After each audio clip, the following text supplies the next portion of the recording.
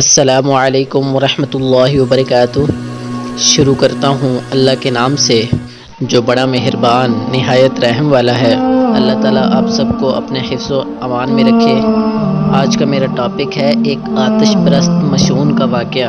اپنے ٹاپک کو شروع کرنے سے پہلے آپ سب دوستوں سے گزارش ہے کہ میرے چینل کو سبسکرائب کریں اور بیل آئیکن کو کلک کریں تاکہ ہر آنے والی اچھی ویڈیو آپ کو بآسانی اور پہلے مل سکے۔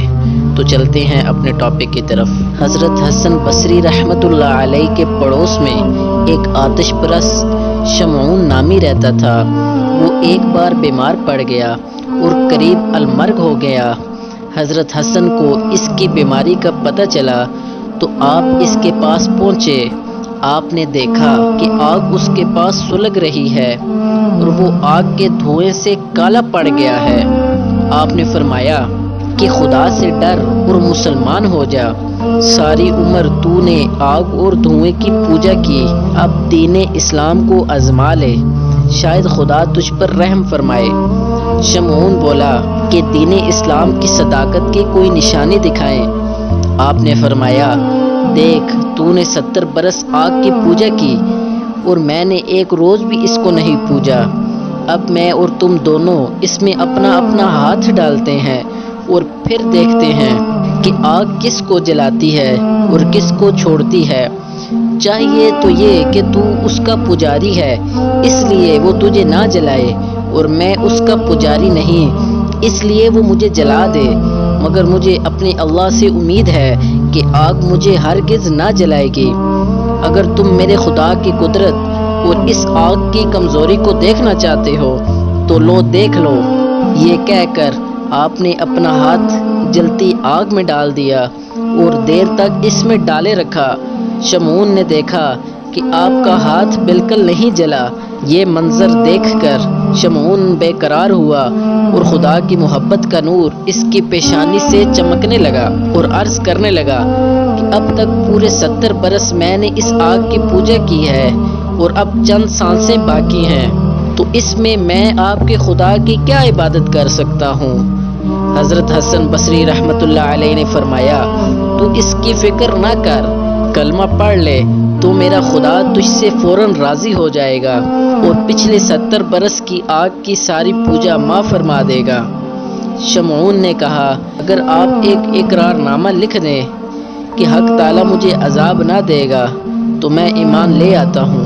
حضرت حسن نے ایک اقرار نامہ لکھ دیا اور شمعون کو دے دیا۔ شمعون نے وہ اقرار نامہ لیا اور کلمہ پڑھ کر مسلمان ہو گیا، اور پھر حضرت حسن کو وصیت کی کہ جب میں مر جاؤں تو غسل دینے کے بعد آپ خود مجھے قبر میں اتاریں اور یہ اقرار نامہ میرے ہاتھ میں رکھنا تاکہ کل قیامت کے دن میں یہ دکھا کر عذاب سے بچ جاؤں۔ پھر کلمہ شہادت پڑھا اور شمعون مر گیا۔ حضرت حسن نے اس کی وصیت کے مطابق کیا اور بہت سے لوگوں نے اس کی نماز جنازہ پڑھی۔ اس رات حضرت حسن بصری نہ سوئے اور ساری رات نماز پڑھتے رہے اور اپنے دل میں کہتے رہے کہ میں نے یہ کیا کیا، میں تو خود اپنی جائیداد پر قدرت نہیں رکھتا، پھر خدا کی ملکیت پر میں نے کیسے مہر کر دی اور اقرار نامہ لکھ دیا۔ اسی خیال میں سو گئے تو شمعون کو دیکھا کہ سر پر تاج رکھے اور نورانی لباس پہنے بہشت کے باغوں میں ٹہل رہا ہے۔